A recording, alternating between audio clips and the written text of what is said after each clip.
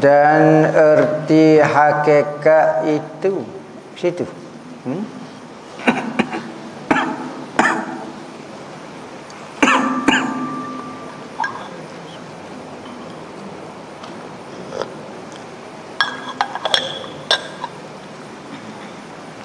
Dan erti hakikat itu iaitu natijah daripada keduanya, yakni daripada tariqah dan syariah. Syariat, tariqah, hakikat. Natijah daripada keduanya, daripada syariat dan tariqah, iaitu apa maksud hakikat? Pertama, kita kena tahu seseorang itu mendapati, mengalami, merasai hakikat selepas daripada ia menjalani syariat dan tariqah, maka barulah boleh hakikat. Standard dia lagu tu lah perjalanannya. Ada orang boleh hakikat tanpa menjalani tariqah. Boleh nak kata lagu mana? Rezeki ke dia.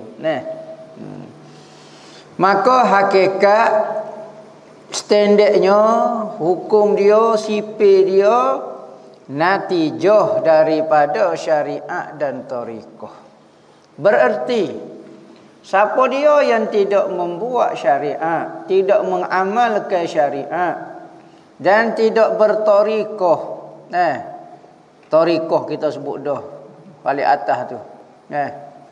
Mengamalkan ilmu-ilmu syariat kita, itu dipanggil tariqah. Beramal dengan molek, maka dipanggil tariqah. Semaya dengan molek, maka sembahyang itu syariat, itu sembahyang itu syariat yang bertariqah. Apabila kita buat dua tu, maka hasillah satu perasaan dalam hati dipanggil hakikat, yakni pengalaman sebenar ataupun pengalaman yang benar. Apabila kita menjalani dua tu, mari perasaannya. Gapo dia kata tu hakikat itu? Bahawa engkau pandai ke Allah, melihat Allah dengan nur yang ditaruh oleh Allah di dalam hati. Memandai dengan hati beza memandai dengan mata.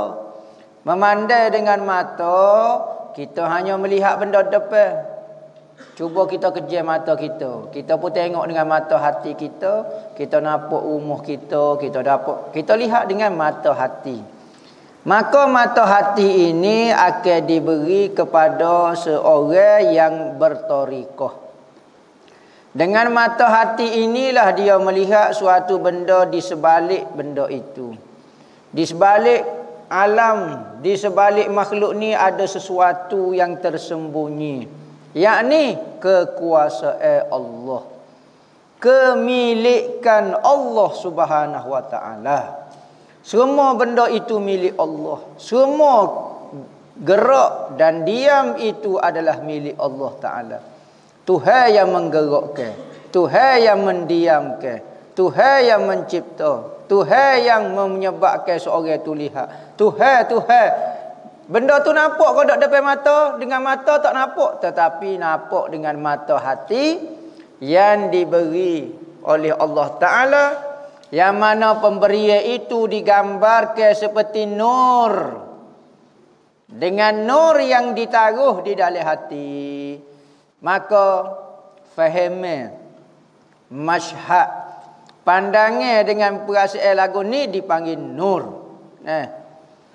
Maka seorang itu boleh melihat Allah Ta'ala, boleh melihat benda yang sebenar. Kerana ada satu syair Labib, kau beliau tak ingatlah, penyair zaman dulu. Nabi kata, tidak adalah perkataan yang paling benar kecuali perkataan Labib, selain daripada Allah ma khalallahi batilun. Semua selain daripada Allah pura-pura batil semata-mata. Batil ni lawan daripada hak yang benar. Berarti yang sebenarnya adalah Allah. Lain itu hanya pura-pura saja, bayangan-bayangan sahaja. Tuh. Kata-kata orang kafir labib, tetapi Nabi puji juga jika kata-kata itu benar. Tu, maka apabila orang diberi nur yang ditaruh di dalam hati, maka dia sentiasa memandai Allah. Sama ada memandai Allah ketika semua perbuatan, perbuatan makan nasi, perbuatan minum air, perbuatan solat, perbuatan gapo dia haji, berbuat baik, tu semua lagu tu dipandainya Allah.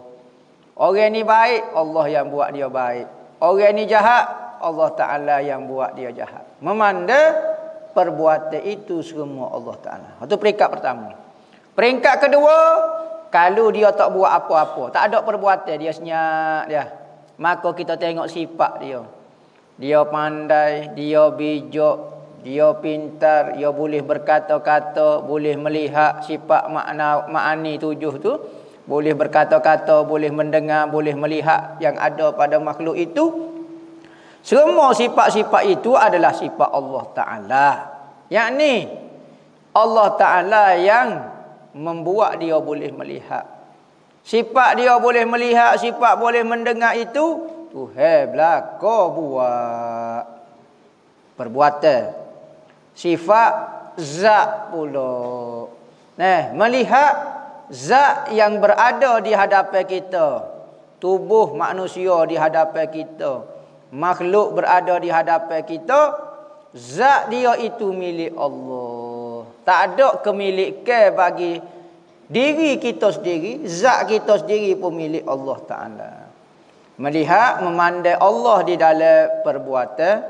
Melihat, memandai Allah di dalam sifat-sifat. Melihat Allah dan memandai Allah di dalam semua zat-zat.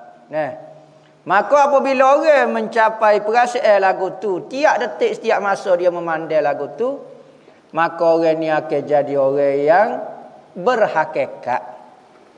Orang lagu ni, kita akan tengok hasil dia menurut perangai dia. Perangai dia jadi baik. Perangai dia jadi juru. Dia tak akan marah kat orang. Dia tak akan berdeki kat orang. Dia tak akan hasad deki dengan orang. Kerana benda-benda ini, mazmumah ni muncul daripada kita lihat diri kita. Apabila kita lihat Allah, tak si nak deki dah. Apabila kita lihat Allah, kita tak si marah kat orang dah. Yakni engkau pandai dengan hati engkau. Hati boleh memandai. Ya. Apa maksud hati memandai? Hati merasai. Hati merasai dan mengetahui. Apakah hati? Diri kita, roh kita merasainya lagu tu. Pandai akan hati engkau, akan daya dan upaya Allah. Tiada daya dan upaya diri engkau. Semua yang berlaku la haula wala quwwata illa billah. Maka kalimah hauqalah, la haula wala quwwata, ini dipanggil kalimah ma'rifah nafsiyah. Kalimah orang itu sudah kenal diri dia siapa. Tidak ada daya nak buat taat, tiada kekuatan nak tinggal maksiat. Semua itu daripada Allah Ta'ala. Pandai lagu tu. Duk kejap, duk lihat lagu tu, lama-lama hidup dia dengan lagu tu ya. Maka tiada yang menggerakkan dan tiada yang mendiamkan. Kita bergerak dia, orang duk goni, orang duduk macam-macam, berjuta-juta perbuatan, berbilion, bertrilion manusia duduk buat perbuatan. Ada duk makan, duk minum, duk bergerak, duk bersengih. Semua tu gerak dan dia itu Allah yang buat. Malaikat Allah yang menggerakkan, Allah yang menghidupkan, Allah yang itu semua Allah Ta'ala. Banyaklah cerita kat orang-orang sufi. Kita nak ayat cerita pun takut jadi fitnah pula. Tak payah ayat cerita lah. Dan erti makrifat itu makrifat pula. Saat ni hakikat. Hakikat tu hati sentiasa memandai Allah pada 3 keadaan. Ketika melihat perbuatan, ketika melihat sifat-sifat dan ketika melihat zat. Okey, dan erti makrifat pula. Syariat, tarikat, hakikat, makrifat. Orang yang berhakikat ramai. Tetapi orang yang sempurna dipanggil orang arif billah. Arif. Orang tak panggil orang yang berhakikat. Tak ada. Ni sesi hakikat. Tak tinggi lagi. Hak tinggi orang yang makrifat dengan Tuhan. Arif billah. Apa dia makrifat ni? Pengenalan, takrif yang diberi oleh guru-gurunya. Maksud makrifat ni hubungan kita dengan Tuhan dan bersama makhluk. Kalau orang dalam hati dia ada hakikat tapi dia tak ada payah, hubungan dia tak sempurna di antara dia dengan Tuhan. Biasa orang hakikat dia sempurna dah. Tetapi dengan manusia dia lagu mana? Kalau orang boleh balance di antara hubungan manusia dengan Tuhan, manusia sama manusia, maka orang ni dipanggil arif billah. Hubungan dia tu kemah molek. Orang berhakikat ya sekadar hakikat tapi dia tidak jaga hubungan dia sama makhluk, sama Tuhan dengan Tuhan tu itu dah sama makhluk, maka dia dipanggil orang hakikat saja. Nak naik sempurna dipanggil orang arif billah. Wali-wali kutub dia kena jaga semua. Hablum minallah wa hablum minan nas. Maka dipanggil arif billah. Orang arif billah. Tak ada orang panggil orang muhakkik lillah ataupun orang hakikatullah. Mesti tak ada. Dan erti makrifat itu mengenal akal ketuhanan daripada jamalnya dan jalal. Ya jalal, ya jamal, ya qahar, ya kamal. Jalal tu. Ya jalal, ya jamal. Maka melihat akan ketuhanan, kehebatan Tuhan semata-mata daripada jamalnya, keindahan. Semua benda-benda indah itu mari daripada Allah.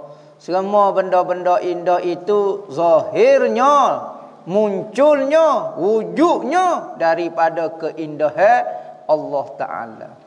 Dan jalalnya, kehebatan. Kalau comel saja tak hebat, tak sempurna, jadi lembut pula. Tengok orang jatuh. Kalau comel saja, tak gagah, tak perkasa, tak jatuh, masalah juga. Maka seorang itu menjadi sempurna, comel dan hebat. Baru jadi sempurna. Tapi kalau duk main comel saja sudah jadi supra sutung enggak, tak ada apa. Jadi jamal regu dia jalan. Maka Tuhan menyembunyikan dua sifat ini, jamal dan jalal, di dalam makhluk dia. Kita tengok pokok bunga mawar, comel oh masya-Allah, zahir jamal Tuhan, zahir keindahan Allah. Kerana kita nak memahami keindahan tak mungkin kecuali dizahirkan oleh Allah. Maka apabila kita tengok pokok bunga mawar comel, zahirlah jamal Tuhan. Kita pergi dekat nak ambil bunga mawar, pergi ada duri. Jalal Tuhan tersembunyi di situ. Kebanyakan makhluk ini zahirnya banyak keindahan, jamal. Tetapi di dalam jamal Tuhan selit jalal dia. Maka setiap benda ada tersembunyi. Di dalam jalal kita tengok ke itu Tuhan pun ada jamal dia, keindahan dia juga. Sebab tu orang tengok di dalam perbuatan maksiat, jalal Tuhan, kehebatan Tuhan menyebabkan manusia itu tak boleh buat apa-apa. Dan Tuhan nak buat dia tinggal semaya, dia berzina, nak buat guana dia. Dia boleh lawan, tak boleh lawan. Dia nak buat setan jadi lagu tu, jadi sesak. Setan boleh lawan Tuhan? Tak boleh lawan. Jalal Tuhan. Tetapi dalam semua benda-benda itu ada jamalnya juga. keindahan Tuhan. Lagu mana? Dengan sebab ada setan lah kita mujahadah, kita boleh naik martabat di sisi Tuhan. Dari sudut perbuatan maksiat ada depan mata kita lah, maka kita jadi orang baik. Kalau semua baik, takut kita jahat sekali tahu. Sebab apa orang panggil kita baik? Sebab orang duk tengok kejahatan orang lain. Maka dia nampak kita jadi orang baik. Kerana ada kejahatan lah kita jadi nampak orang baik. Setiap jalan ada jamal, setiap jamal ada jalan. Nah, ya Jalal, ya Jamal. Maka apabila digabungkan dengan kedua ini, Jamal dan Jalal, dipanggil Kamal. Apa maksud Kamal? Sempurna. Indah dan hebat itu menyebabkan kesempurnaan. Tak boleh kata kita masuk tom ye pun kena bubuh garam dengan gula. Cuma bubuh gula saja. Air logar manis saja. Ya kena bubuh garam baru jadi sedap. Bubuh ajinomoto, bubuh masak, bubuh pedas. Kalau makan pedas saja tak sedap, kena gabung dengan hak ni pula. Maka jadilah tom ye yang sempurna kerana tergabung oleh beberapa sifat. Maka Jamal dengan Jalal melahirkan Kamal. Nah, ya Kamal, tu Kamal. Nah, dengan kasyaf yang terkaya daripada dalil dan burhan. Orang siapa peringkat makrifat, maka jelasnya perbuatan keindahan Tuhan dan kehebatan Tuhan itu dikasyaf. Apa maksud kasyaf?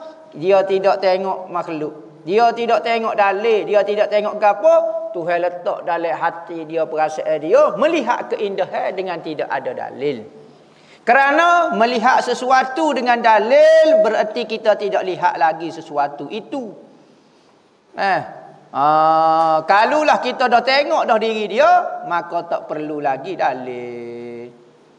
Misalnya kita kata, awak tahu mana orang Tino ni comel? Oh lah, orang royak lah. Dalil dia sebab dia pakai make up. Dalil dia sebab dia lagu ni. Dalil dia sebab dia lagu ni. Dalil baru. Maka kita tahu tak perempuan tu comel. Ya, kerana dalil-dalil. Hak ni tak tengok diri. Belum lagi kasyah lagi. Tetapi apabila kita tengok sendiri diri dia, maka kata perempuan ni comel. Ya, comel. Mana dalil dia? Ambo tak payah dalil dah. Ambo tengok diri dia sendiri dah. Maka tak perlu kepada dalil. Maka hak ni siapa kau dak peringkat manusia? Ya.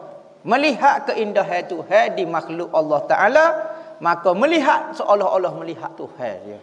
Hak ni kata an ta'budallah ka'annaka tarah fa illam takun tarahu fa innahu yaraka. Nah, banyak perbahasan ulama mengenai hadis ni. Ada kata an ta'budallah ka'annaka tarah, beribadat seolah-olah, ka'anna, contoh, seolah-olah. Hak ni martabat rendah dipanggil. Baru melihat seolah-olah baru. Bukan tengok betul-betul. Seolah ka'annaka tarahu, buat ibadat seolah-olah baru kamu tengok Tuhan. Ni perikat tak siapa perikat jelas kasyah betul. Fa illam takum tarahu. Dalam hadis tu ada ulama baca fa illam takum tarahu. Tak silap ambo dalam kitab nahwu siapa dia i'rab lagu ni tak ingat dah. Izzuddin Abdul Salam kau gapo dia i'rab lagu ni. Fa illam takum, jika kamu tiada, lam takum, tidak wujud, tarahu, pasti kamu melihatnya secara yakin. Ya, bukan seolah-olah lagi, bukan. Yakni seorang nak mendapat kasyaf, keterbukaan melihat Tuhan sejelas-jelasnya, maka kena hilangkan diri dia. Fa illam takun tarahu, kamu akan lihat dia. Bukan seolah-olah dah. Ka'annaka tak ada dah, ka'annaka tarahu. Fa innahu yaraka, hak tu iktikad dia. Memang Tuhan sentiasa melihat kita, hak tu tidak ada pertikaian. Tapi nak melihat Tuhan mesti fa illam takun dulu. Biar kamu tak wujud dulu, barulah tarahu.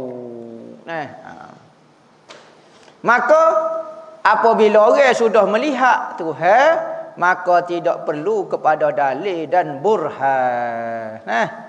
Kalau orang tak lihat lagi, perlu kepada dalil nak menunjukkan kehebatan Tuhan. Tetapi dah saya nampak dah dengan mata hati, memang tak nampak dengan lenden. Ni Tuhan tidak berarah. Bukan kata kita kata tengok Tuhan tu pokoknya tu jadi Tuhan. Dak, betul-betul dah makhluk tetap makhluk, Tuhan tetap Tuhan. Satu berdua. Dua benda yang tidak akan bercampur gaul selama-lamanya. Tetapi ada orang kerana tidak tercekak ataupun terfitnah dengan ilmu ni, maka dia kata makhluk tu Tuhan. Maka kita kata Tuhan tidak tepat, Tuhan tak masuk neraka, demo masuk neraka. Apa? Tuhan tak sakit, demo duk gelepar lagu tu. Apa demo kata demo Tuhan? Demo Tuhan lah, teh mana kata? Ambon napa apa sakit tu? Tuhan lagu mana lagu tu? Bukan Tuhan lagu tu nyo. Apa nak capu manusia makhluk Tuhan capu dengan Tuhan nyo? Makhluk tetap makhluk, Tuhan tetap Tuhan. Dari sudut ta'rikhnya. Serta musyahadah akal Tuhannya, yakni syuhud pandangnya mata hati. Akal Tuhannya atas berkekalan selama-lamanya. Duduklah perasaan itu sentiasa melihat Tuhan selama-lamanya. Tengah tidur, tengah bangun, tengah kecek, tengah buat, tengah suka, gig tanda, tengah sedih, tengah gapo. Semua perbuatan-perbuatan dia dok nampak Tuhan. Bukan kata dia jadi senyap, orang makrifat ni orang jadi orang senyap, tak ada perasaan, tak ada gapo. Dok, dia menangis, dia sedih, dia suka, dia ketawa, hati duk tep tengok benda yang sama. Katanya M Nasir, kau lihat aku pula lihat dia. Mu duk tengok kat aku duk tengok ke dia semacam. Sudah. Samakah kita? Dia kata, sama kau duk kita. Mu duk tengok aku tak tengok mu pun, aku duk tengok dia. Sama kau kita? Dia kata. Lagu gapo dia? Tak ingat gapo dia. M Nasir cari-cari sendirilah. Maka syariat itu zahir hakikat dan hakikat itu batin syariat. Kena faham. Tak ada istilah syariat lain, hakikat lain. Tak boleh. Seperti satu benda yang ada dua sisi muka. Macam tapak tangan. Tangan ini terdiri daripada batin tangan dan luar tangan. Maka hak ni syariat, hak ni hakikat. Tak boleh nak pisah. Sekalipun benda itu dari sudut ta'rif berbeza, tetapi dia seolah benda dua sisi yang pada satu benda. Sebelah depan dan sebelah belakang. Syariat ni apa dia? Zahir kepada hakikat. Kalau orang berhakikat, zahir dia syariat. Kalau orang syariat pula apa dia? Zahir kepada hakikat. Kalau hakikat pula, hakikat ni batin kepada syariat. Sebenarnya apabila orang mengamalkan syariat, automatik batin dia berhakikat. Apabila batin dia berhakikat, automatik tubuh dia akan bersyariat. Maka kalau orang dipisahkan benda lagu ni, tak jadi apa. Tak ada istilah saya hakikat tanpa syariat. Kalau hakikat tanpa syariat, semua tak jadi apa. Tak ada istilah hakikat saja lebih betul, sempurna tanpa syariat, tak boleh. Hakikat yang bersyariat baru sempurna. Supo pisah ataupun apa dia ikutlah karipak. Karipak ni kalau kita makan isi kulit saja, kita panggil karipak, tak ada isi. Tak ada isi dalam. Tak ada iti dalam. Tu tak panggil karipak. Kerana karipak ni terdiri daripada dua, iti dalam dengan kulit luar. Kalau makan iti dalam, orang tak panggil ngatah iti pula, orang tak panggil makan karipak.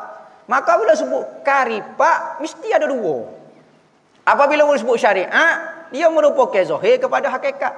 Hakikat pula batin kepada syariat. Ia jadi lagu tu. Dengan tiada syariat itu mana? Bermula kedua-duanya itu berlazim saling melengkapi. Pada makna, maka pada makna saling melengkapi. Tak ada istilah hakikat tanpa syariat, tak ada istilah syariat tanpa hakikat. Maka syariat dengan tiada hakikat. Syariat bila hakikah, tanpa hakikat hampa, atilah mu'attalah. Hampa buat kerja zahir saja, makan kulit saja, iti tak ada. Hampa buat kerja lagu ni. Kecewa hamba buat kerja. Kok luar nampak comel dah, dalam hati pun tidak comel. Oh, kecewa hampa. Nah. Dan hakikat dengan tiada syariat itu batilah, batil pula. Oh, hakikat comel, syariat tak ada, batil, sesat barat. Kalau ikut hakikat kak, sudah tak ada syariat. Kalau pergi ikut hakikat tanpa syariat, sudah. Yahudi betul. Betul. Apa? Engkau Tuhan juga buat ni. Buddha, Buddha betul. Engkau Tuhan juga buat dia gerak gapo dia akhir. Semua hak berlaku ni Tuhan. Maka dok mana syariat? Apa beza di antara Islam dengan kekufurannya? Apa beza di antara agamanya? Apa beza hikmah Nabi Muhammad marinya kalau sama berlaku? Menurut hakikat engkau Tuhan berlaku tu gak? Sudah. Setan pun betul, habis betul berlaku. Maka punahlah hakikat syariat. Maka lagu ni, mikir lagu ni, batilah, sesat. Kerana benda tu sama berlaku, hamba tengok pada hakikat dia sama berlaku. Syariat tu mana? Nabi Muhammad mari penak-penak ke apa dia Tuhan atas Nabi Muhammad. Ingat perbuatan Tuhan sia-sia ke? Berarti hakikat mesti bersyariat baru betul. Nah, tak ada istilah mengajar hakikat tanpa syariat. Sudah lagu ni pening. Kalau kita ngaji hakikat saja tanpa syariat dan dia kata syariat tak ada faedah. Mengarut orang lagu ni. Ada setengah guru tu dia mahir dalam bab hakikat. Belajar ilmu hakikat saja dengan dia. Jangan tanya bab hukum hakik dengan dia. Bukan dia bukan ahli syariat. Mana kalau kita tengok orang lain untuk pekoh kau apa ahli syariat. Kita mengaji syariat saja. Hakikat tak boleh nak ngaji dengan dia sebab dia tak reti. Maka hak sempurnanya ngaji kedua-duanya hakikat dan syariat. Maka syariat itu bagi engkau hai orang yang tak sedok koyalah kita mengaji ilmu hakikat sikit. Orang wali dah malam ni. Ngaji ilmu hakikat serah tinggi pada tok kenali sikit je. Hamba dulu kan tok kenali mujur tok kenali mati dah. Kalau tidak dia sing tangi hamba dah ni. Misalnya dah mengaji hakikat tinggi ni, nya tipu setan.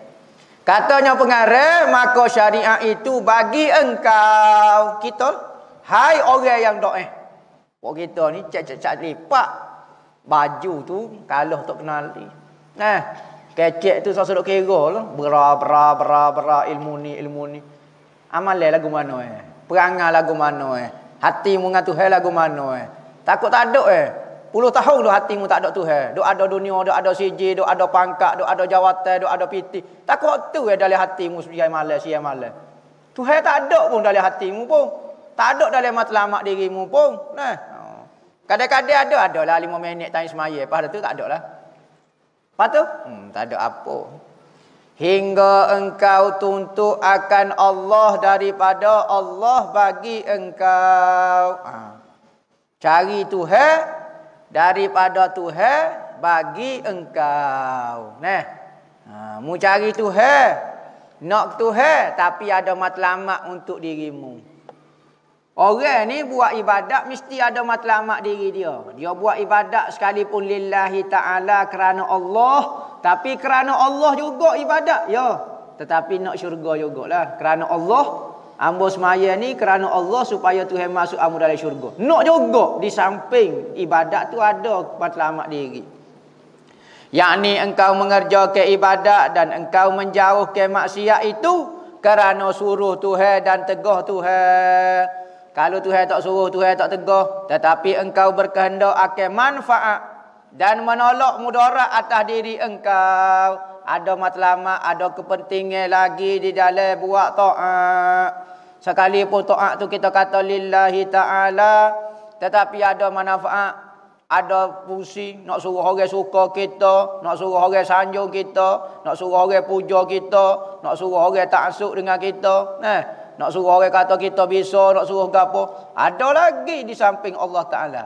Sekalipun kita kata kita buat ni kerana Allah dah. Tapi kerana Allah untuk syurga. Kerana Allah untuk jauh daripada neraka. Itu syariat. Itu pok kita tu. Dan hakikat itu bagi Allah semata-mata. Dan hakikat itu bagi Allah hingga engkau tuntut akan Allah dengan Allah bagi Allah. Tak ada dah bagi diri kamu. Berarti semua perbuatan itu mari daripada Allah. Hamba boleh jadi baik ni Allah yang buat. Hamba baik sekarang pun Tuhan buat. Lepas tujuan baik pun kerana Allah. Allah Ta'ala berlaku. Awal, tengah, akhir. Sebelum ibadat, tengah ibadat, akhir ibadat. Mula-mula ibadat, pertengahan ibadat, hujung ibadat semua. Mula hidup, mula gerak, mula dia, semua Tuhan berlaku. Tak ada maksud diri kita. Kepentingan kita kau kat apa. Ha ni panggil bismillah wa billah wa minallah wa ilallah wa alallah wa fillah. Bismillah dengan Tuhan semata-mata. Bismillah wa billah wa minallah wa ilallah wa alallah wa fillah.